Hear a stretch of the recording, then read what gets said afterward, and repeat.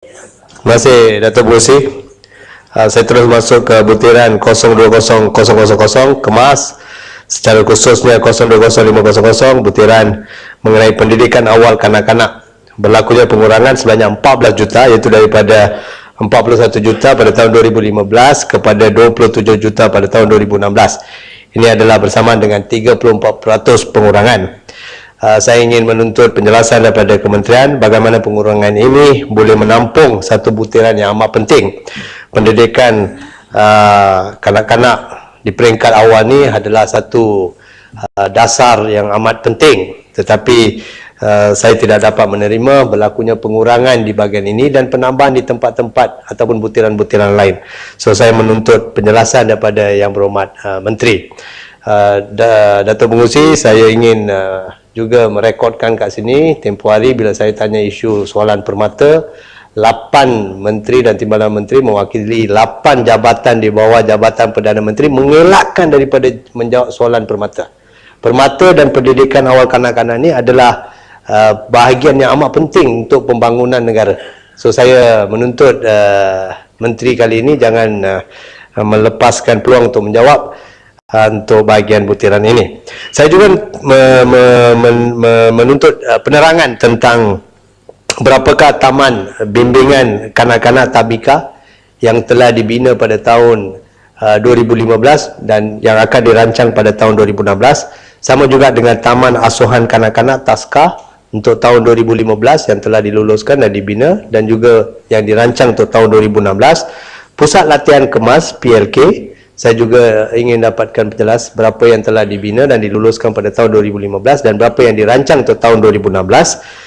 Termasuk Institut Latihan Kemas ILK, berapa banyak yang telah diluluskan dan dibina untuk tahun 2015 dan berapa yang dirancang untuk pada tahun 2016.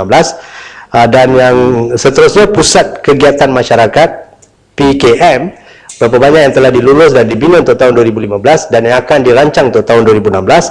Dan Kompleks Komuniti Desa KKD, berapa banyak yang telah dibina untuk tahun 2015 dan yang dirancang untuk tahun 2016.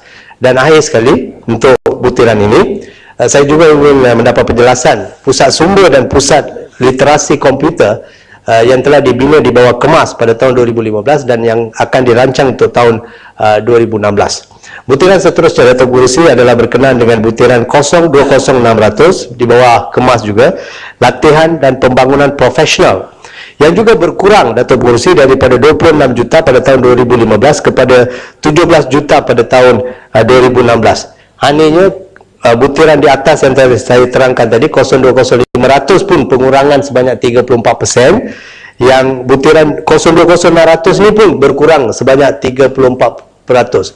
Adakah ini memang telah dirancang untuk berlaku pengurangan yang sama besar atau secara kebetulan? Saya minta penjelasan.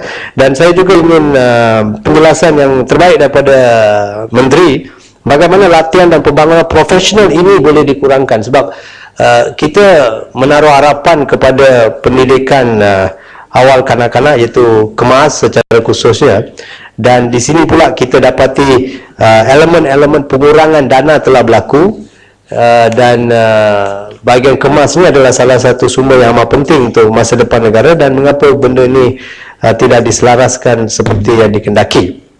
Butiran seterusnya Dato' Pengerusi ialah 030000 Jabatan Kemajuan Orang Asli, secara khususnya pembangunan modal insan dan kebajikan orang asli. Berlaku juga penurunan yang amat drastik, iaitu daripada 10 juta menjadi 5 juta. Penurunan secara khususnya Dato' Pengerusi 53%. Apakah ini bermaksud kerajaan telah berpuas hati dengan pembangunan modal insan dan kebajikan orang asli? Macam mana rancangan yang telah dilakukan semasa dana diminta, dan bagaimana dana ini telah diturunkan 53%? Setahu saya di kawasan-kawasan yang orang asli menetap, bila kita melawat pembangunan dari sudut kemajuan mereka tidak memberangsangkan, dan saya rasa orang asli perlu diberi peruntukan yang betul, yang benar, supaya kita betul-betul merealisasikan kemajuan orang asli. Di sini pemotongan sebanyak 53%, saya khawatir tidak akan memberikan kita satu realisasi ataupun satu jawapan yang tepat untuk pembangunan modal insan dan kebajikan orang-orang asli. So saya minta kementerian tolong beri perhatian secara khusus, sebab perkataan modal insan ni terlalu mendalam. Kalau nak membangunkan sebuah komuniti, terutamanya orang asli yang kita hargai dan sanjungi, dan kebajikan mereka dan modal insan mereka perlu peruntukan yang lebih besar. Penurunan 10 juta kepada 5 juta mengecewakan saya sama sekali. Ya, Datuk Pengerusi ada pencerahan dan saya benarkan. Ya, Datuk Pengerusi minta KAPA juga, saya nak tanya KAPA juga, apakah populasi orang asli di mana mereka berjaya masuk ke universiti? Berapa peratus yang berjaya masuk ke universiti daripada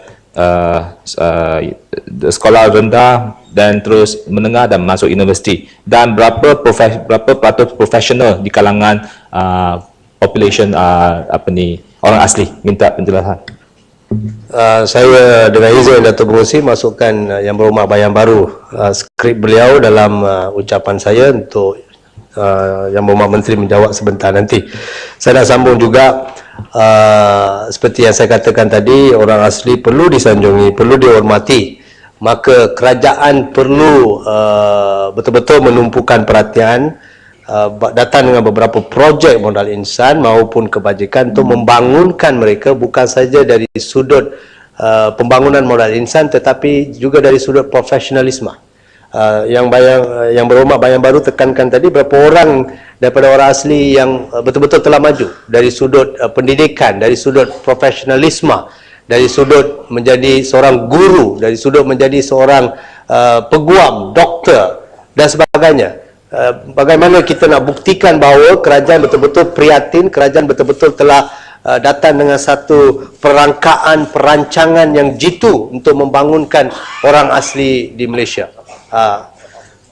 Okey, itu saya nak tekankan. Saya juga ingin tanya daripada kalangan orang asli ini, berapa ramai yang telah dibuang daripada sekolah, dan apakah kerajaan ada perancangan tertentu untuk membangunkan mereka-mereka yang telah drop out daripada sekolah.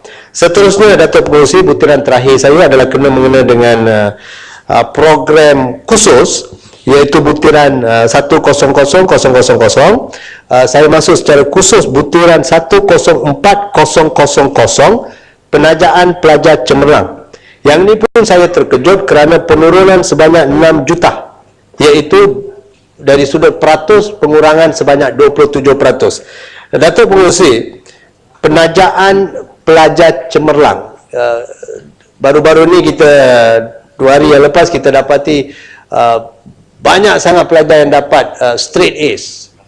So kita hargai ada ramai pelajar yang dapat keputusan yang cemerlang, tetapi untuk menaja mereka, kementerian buat potongan sebanyak 27%. Daripada jumlah 22 juta sekarang hanya 16 juta. Tetapi makin lama kita dapati persaingan di kalangan pelajar-pelajar meningkat. Ramai pelajar yang mendapat keputusan yang cemerlang.